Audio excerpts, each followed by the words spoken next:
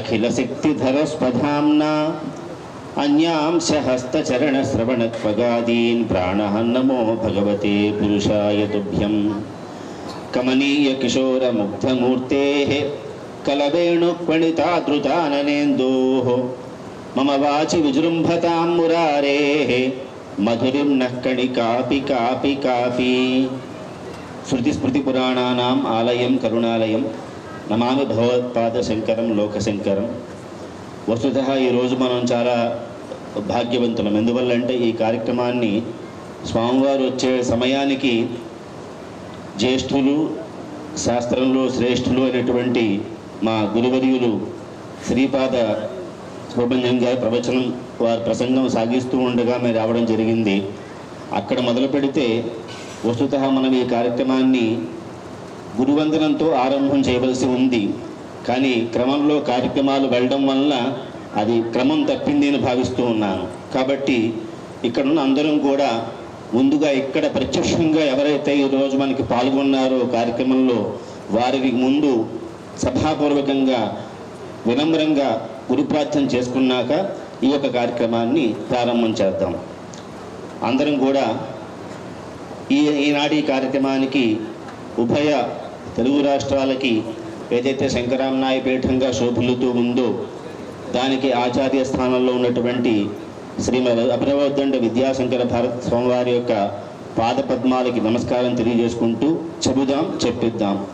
నారసింహస్య తత్వజ్ఞం నానాశాస్త్రార్థ కోవిదం నౌమ్యహం నైష్ఠికం నిత్యం విద్యాశంకర భారతి నమామి శంకరం భజామి శంకరం. నమామి శంకరం భజామి శంకరం. నమామి శంకరం భజామి శంకరం.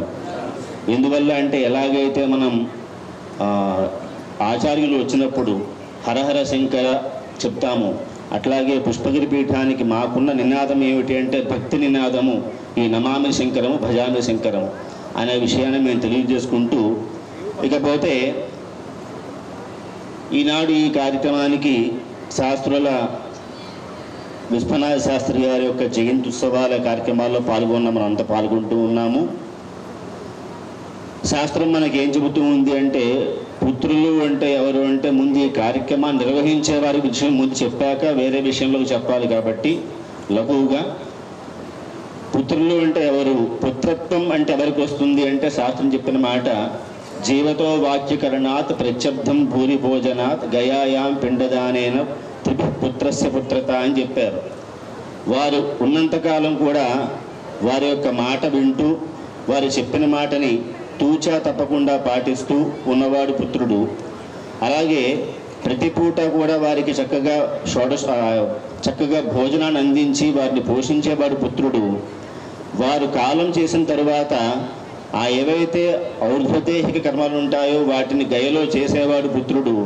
ఈ సమావేశం అంతా చూశాక నాకు అనిపించిన మాట ఏంటంటే ఇలా తండ్రి పేరు మీద కార్యక్రమం చేసేవాడు పుత్రుడు.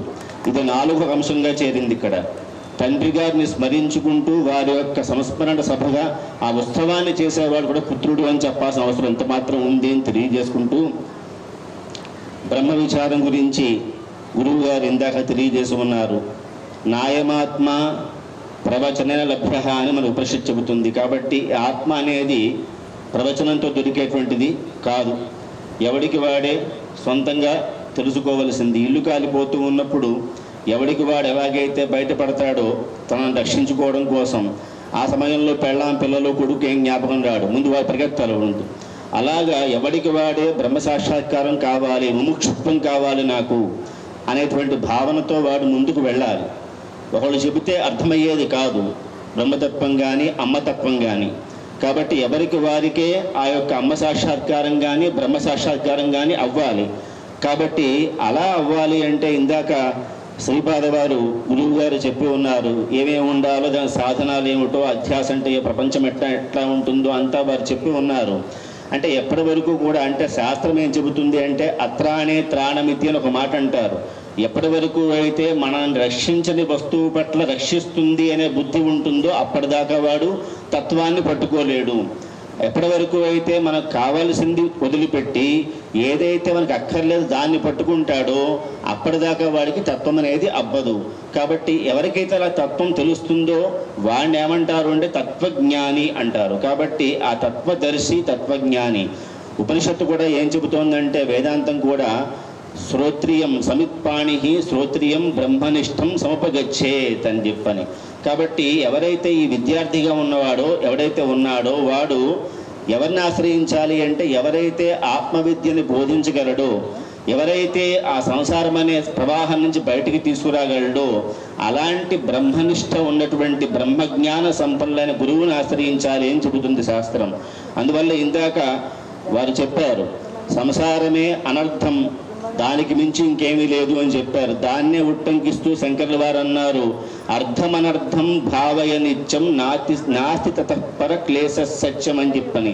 కాబట్టి అలా ఏవైతే అర్థాలు ఏమిటి అంటే ప్రయోజనాన్ని కలిగించేవి ఏమిటి, నిష్ప్రయోజనవంతంగా ఉండేవి ఏమిటి అనేటువంటి ఏదైతే విచారం ఉందో దాన్ని చేసిన నాడు ఆ యొక్క బ్రహ్మ సాక్షాత్కారం కానీ, ముందు మనల్ని మనం తెలుసుకుని ఆ తత్వమసి కానీ లేదంటే ఏవైతే మహావాక్యాలు ఉన్నాయో వాటిని జీవితానికి అన్వయం చేసుకున్న నాడు మన యొక్క జీవనం ధన్యమవుతుంది తప్ప లేకపోతే ఈ యొక్క మనుష్య జన్మ పొంది ఉపయోగం ఏమీ కూడా లేదు అని చెబుతూ, మనుష్యత్వం ముముక్షత్వం మహాపురుష సంశ్రయ. ఈవేళ ఈ శివంపేట కార్యక్రమంలో ఉన్న ఎవరైతే ఉన్నామో మనం అందరం కూడా ఈ 3 గుణాలని చక్కగా పొంది ఉన్నాం. ఎందువల్లంటే మనుష్యత్వం కలిగి ఉంది కాబట్టి ఈ వేదిక మీద ఉన్నాం, వేదిక ముందు ఉన్నాం. అందరిలో కూడా ఏం కోరిక ఉంది అంటే అమ్మవారి పాదాన్ని పట్టుకుని మోక్షాన్ని పొందాలనే కోరిక ఉంది కాబట్టి ముముక్షత్వం కూడా ఉంది. ఈనాటి ఈ కార్యక్రమానికి స్వామివారు వచ్చారు కాబట్టి మహాపురుష సంశ్రయం కూడా వచ్చింది. కాబట్టి ఈ 3 కూడా ఏవైతే దుర్లభం అవుతాయో ఆ దుర్లభమైన విషయాలు ఏవైతే ఉన్నాయో ఆ 3 కూడా ఈనాడు సులభమయ్యాయి అని తెలియజేసుకుంటూ ఇక్కడతో నా యొక్క ప్రసంగాన్ని ముగిస్తూ, సమయాభావం వల్ల ఈ అవకాశం ఇచ్చినటువంటి పెద్దలందరికీ కూడా పేరు పేరున ధన్యవాదాలు తెలియజేసుకుంటూ స్వస్తి. శ్రీ మేడూరి సూర్యనారాయణ శర్మ గారికి ధన్యవాదాలు.